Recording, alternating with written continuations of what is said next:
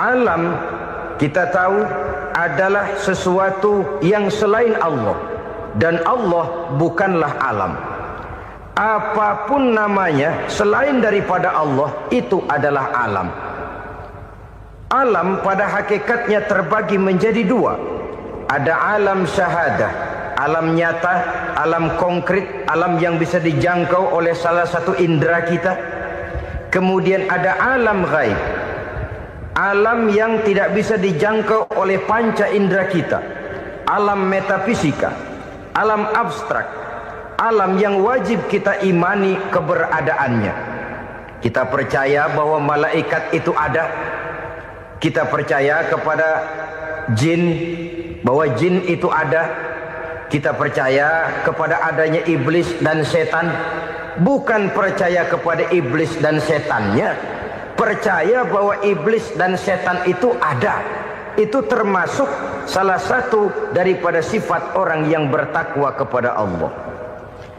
Saudara-saudara kaum muslimin rahimakumullah, kecenderungan pembangunan yang lebih bersifat materialistis biasanya menggeser aspek kehidupan rohani.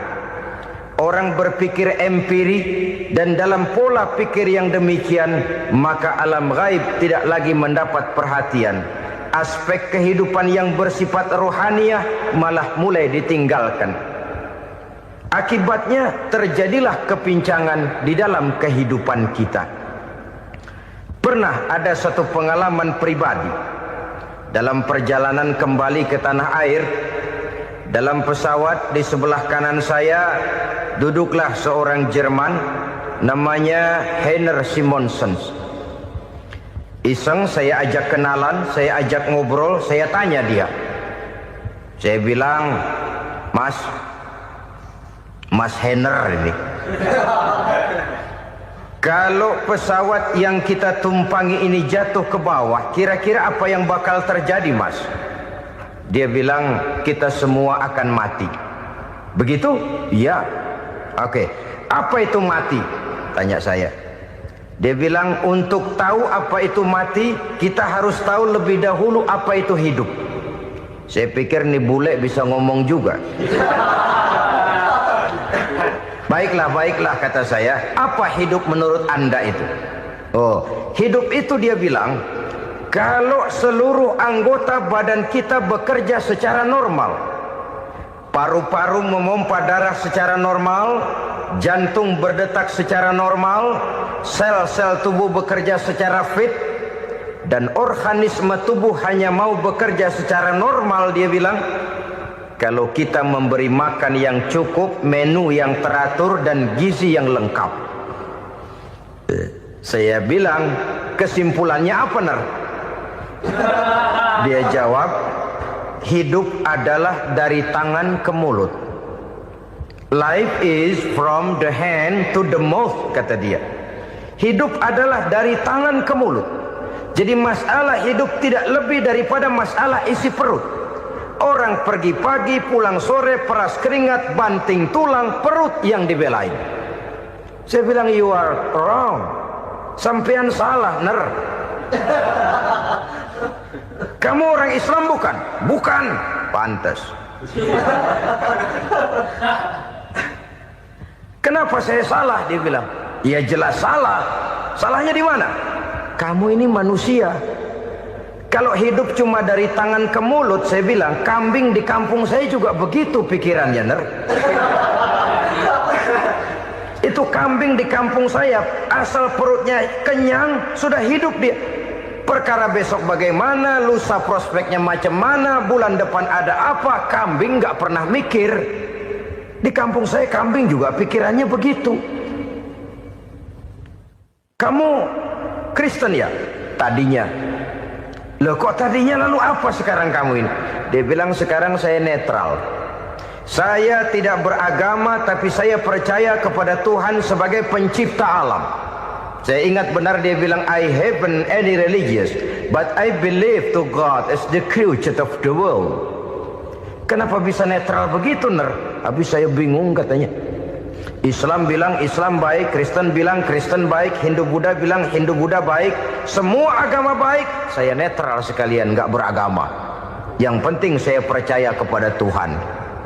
Saya bilang, Ner, kamu ini kayak orang mau beli celana, lalu bingung. Yang satu bilang Levi's bagus, yang satu bilang Blue Jean hebat, yang satu bilang Wool England hebat. Celana ini hebat, celana itu bagus, celana ini hebat. Semua celana bagus, kamu bingung. Akhirnya netral, tidak pakai celana. Itu juga salah. Saya pikir-pikir, kemudian saya melihat bahwa dua pola berpikir Henner ini nampaknya sudah mulai menggejala di lingkungan masyarakat bangsa kita. Disadari atau tidak, secara jujur kita harus berkata, dua pola pemikiran Henner ini mulai berkembang di tengah masyarakat bangsa kita. Pertama, pola pikir materialisme. Hidup adalah dari tangan ke mulut. Masalah hidup tidak lebih masalah isi perut. Itu yang perlu dibela, dan disitulah arti kehidupan. Pergi pagi, pulang sore, peras keringat, banting tulang untuk mempertahankan perut. Kalau sudah kemari cara orang berpikir, maka buat apa percaya kepada yang gaib? Untuk apa sholat? Untuk apa puasa? Untuk apa zakat? Untuk apa menghadiri majelis taklim? Tanpa kepercayaan kepada yang gaib, hidup berjalan menurut alur empiris dan materialis. Kalau sudah ke sana cara orang berpikir, biasanya orang lalu cenderung menghalalkan segala cara. Hanyalah orang yang percaya bahwa akhirat ada. Hanyalah orang yang percaya bahwa alam kubur itu ada. Hanyalah orang yang percaya bahwa malaikat itu ada. Hidupnya akan lebih terarah dan terkendali. Karena kepercayaan kepada yang gaib, yang merupakan fase daripada kehidupan setelah hidup yang sekarang ini, mewarnai gerak pribadi seseorang di dalam dia melakukan kegiatan hidupnya. Pola berpikir materialisme, disadari atau tidak, mulai menggejala di lingkungan masyarakat bangsa kita. Hidup tidak lebih dari urusan tangan ke mulut, mulut ke tangan, tangan ke mulut. Asal perut sudah kenyang, hiduplah sudah.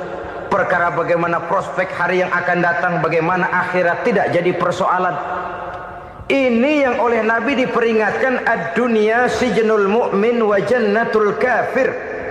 Dunia adalah penjara bagi orang beriman dan surga bagi orang kafir.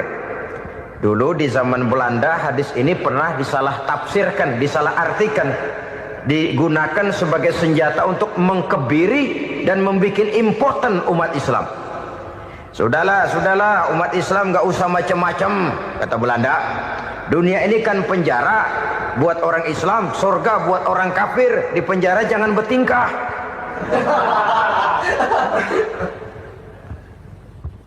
Pengertiannya tidak begitu. Dunia adalah penjara bagi orang mukmin. Artinya dalam kehidupan dunia seorang mukmin tidak bebas memperturutkan hawa nafsunya. Di penjara hawa nafsunya. Sebaliknya surga bagi orang-orang kafir. Buat orang kafir, surgalah dunia ini. Mereka bebas memperturutkan hawa nafsunya. Dilarang tidak terlarang, dicegah pun tidak tercegah.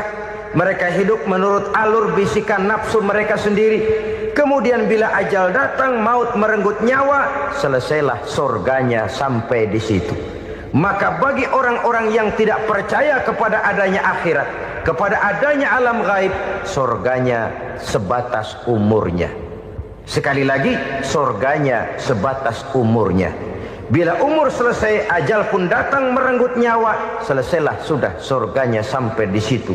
Alangkah pendeknya perjalanan orang-orang yang tidak percaya kepada alam gaib ini. Bagi kita mukmin, jikalau kita mampu memenjarakan hawa nafsu, kita bisa bahagia di dunia ini. Dan Islam memang tidak menyuruh kita sengsara di dunia. Raih dunia, kejar dunia, gapai dunia sebagai alat untuk mencapai kebahagiaan di akhirat nanti. Hidup adalah satu perjalanan panjang yang terbentang sejak kita terlahir dari alam rahim sampai kepada alam akhirat nanti. andai kata kita gagal meraih kebahagiaan di dunia, toh kita masih punya akhirat. Tapi jangan jadi dalil yang melemahkan semangat. Biarin dah kita di dunia kebelangsak, yang penting akhirat.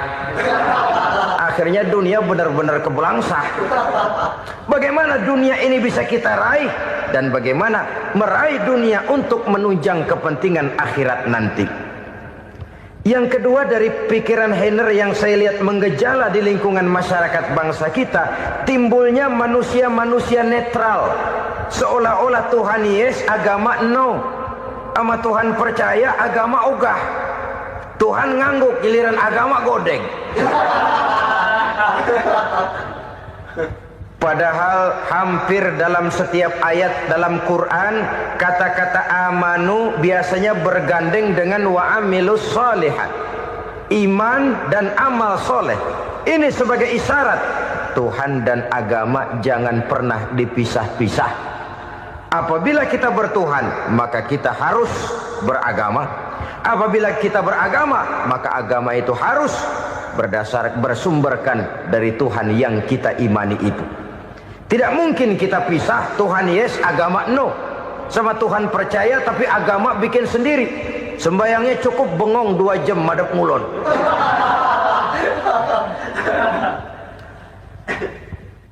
Saudara-saudara kaum muslimin rahimakumullah. Jadi dengan demikian, agama yang kita akui merupakan unsur mutlak di dalam pembangunan sekarang ini, merupakan bagian dari kehidupan yang menuntun kita bahwa di balik alam nyata ini, di balik alam syahadah ini ada alam gaib. Dan mudabbir, murabbi, yang mengatur, yang menguasai, yang memelihara baik dia alam nyata, baik dia alam gaib, tidak lain adalah Allah Subhanahu wa ta'ala. Di sana ada satu super power, satu maha kekuatan yang kita perlu bersandar kepadanya. Sebagai makhluk nyata yang hidup di alam nyata, berbuatlah secara nyata sebagaimana harusnya kita berbuat. Karena Islam jelas bukan agamanya orang pemalas. Islam jelas bukan agamanya orang yang mengajarkan setelah selesai sholat boleh duduk, nggelenggem ayam-ayam, ndelohom, menghitung bintang di langit sambil menunggu keajaiban. Tidak. Islam adalah agama yang mengajarkan apabila sholat sudah selesai kamu kerjakan, bertebaranlah di permukaan bumi, cari karunia Tuhanmu. Jangan hidup berpangku tangan menunggu keajaiban. Karena hidup bukan undian. Jangan berharap untung besar tanpa mau peras keringat. Tapi di sebalik itu toh kita juga harus yakin bahwa di sisi usaha nyata yang kita lakukan ada satu super power, satu maha kekuatan gaib yang menentukan berhasil dan tidaknya usaha kita. Kepercayaan kepada hal semacam inilah yang mendorong kita untuk mempunyai sandaran vertikal, agar jikalau usaha ini berhasil, kita tidak lupa diri dan lupa daratan. Jikalau usaha ini gagal, kita tidak putus asa dan buruk sangka, tidak cupik pandangan dan sempit hati, tapi mampu melihat persoalan dengan kacamata putih sambil husnuzon kepada Allah Subhanahu wa ta'ala. Kita percaya malaikat itu ada. Ada yang namanya raqib dan atid, mengawasi gerak hidup kita sampai kepada gerak hati kita. Ini memberikan sugesti agar kita berhati-hati. Tidak sejengkal tanah pun kita bisa berlindung dari pengawasan raqib dan atid. Ada munkar nakir yang akan menyoal kita di alam kubur. Ada malaikat malik, penjaga neraka. Ada malaikat ridwan yang menjaga surga. Kita percaya kepada adanya jin, kita percaya kepada adanya setan, iblis. Percaya kepada adanya, bukan mempercayai si setan, si iblis lalu menjadikannya sebagai teman. Tidak. Percaya bahwa mereka itu ada dan merupakan makhluk Allah yang gaib, yang diciptakan Allah Azza wa Jalla. Kepercayaan kepada alam gaib memberikan motivasi terhadap gerak lahir manusia, sehingga dengan motivasi kepercayaan kepada yang gaib, gerak lahir jadi lebih terarah, jadi lebih terpelihara. Pernah seseorang bertanya, "Pak, apakah adanya akhirat bisa dibuktikan secara ilmiah?" Saya bilang tidak bisa, tidak bisa. Kenapa? Karena yang berangkat nggak pernah pulang kembali lagi. Kalau dia pulang kemari bisa kita tanya bagaimana enak di sono. Cuma secara moral saya katakan, lebih beruntung orang yang percaya kepada akhirat daripada yang tidak. Sekarang saudara percaya akhirat ada, lalu saudara baik-baik di dunia, sholat, puasa, zakat, menolong orang lain, menebarkan kebajikan. Saudara mati, andai kata akhirat tidak ada, toh dalam hidup saudara sudah berbuat baik, paling tidak nama saudara akan dikenang sebagai orang baik. Sebaliknya, saudara percaya, kata saya, bahwa akhirat tidak ada, lalu hidup semau-maunya, tenggelam dalam maksiat dan munkarat, menentang Allah, tidak mau ruku dan sujud. Lalu saudara mati, kemudian akhirat ada. Ayo, mau apa? Bekal tidak punya. Jadi secara moral lebih beruntung orang yang percaya kepada adanya akhirat daripada yang tidak percaya. Dan itu alam gaib yang tidak bisa dibuktikan secara eksat. Jangankan untuk membuktikan seperti itu, dalam kehidupan sehari-hari saja yang kita rasakan tidak selalu berbentuk toh. Angin, bagaimana sih bentuknya angin? Kita tidak tahu. Merah, buktinya kalau dikerok merah. Yang merah itu kulit, yang kulit kita bukan anginnya. Sakit, rasa sakit itu ada, tapi bagaimana bentuk sakit? Kita nggak pernah tahu. Kalau kita makan cabai pedas, bagaimana bentuk pedas itu tidak ada, tapi rasa ada. Bentuk pedas hijau, cabainya bukan pedasnya. Tidak semua yang kita rasakan bisa kita gambarkan dalam bentuk yang konkret. Oleh karena itu, sekali lagi bahwa kepercayaan kepada alam yang gaib mampu memberikan satu sugesti yang menata kehidupan seseorang lebih lurus, lebih terarah, dan lebih terkendali. Maka wajar kalau kepercayaan kepada yang gaib mengantarkan seseorang untuk meraih kemenangan. Kenapa? Dia percaya kepada yang gaib, bahwa akhirat ada, bahwa alam kubur ada, bahwa pertanggungan jawab itu ada. Maka dia lalu tidak hidup saenae udele dewe, gitu loh. Tidak hidup menurut seleranya sendiri, terarah, teratur. Ini cirinya yang pertama. Orang bertakwa yang akan meraih kemenangan, mereka beriman, mereka percaya kepada yang gaib. Bahkan hal-hal konkret saja selalu berangkat dari yang gaib. Saudara-saudara, para remaja, para pemuda sekarang ini tidak pernah tahu toh siapa yang akan jadi teman hidup saudara. Kita bisa saja ngerancang, mentargetkan, tapi toh akhirnya yang namanya jodoh bukan kekuasaan kita. Rezeki di luar kemampuan kita. Begitu juga ajal, maut, jodoh, ajal adalah contoh-contoh konkret bahwa pada akhirnya yang gaib lah yang menentukan. Bertahun-tahun ngelancong, emang jodoh seret, nggak jadi.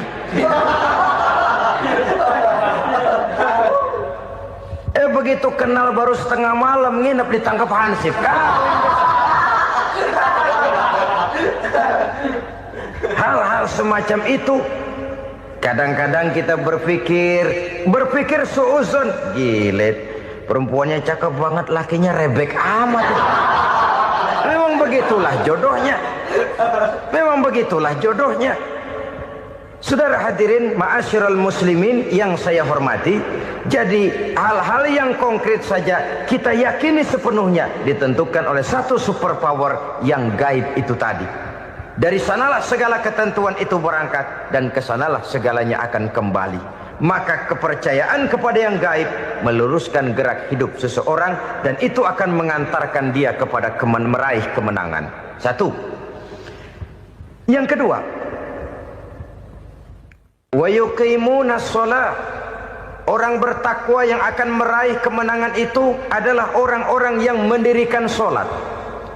Kenapa solat mengantarkan orang untuk meraih kemenangan? Yang jelas, inna solata tanha anil fahsya'i wal munkar. Solat mampu mencegah manusia dari perbuatan keji dan munkar. Banyak filsafat hidup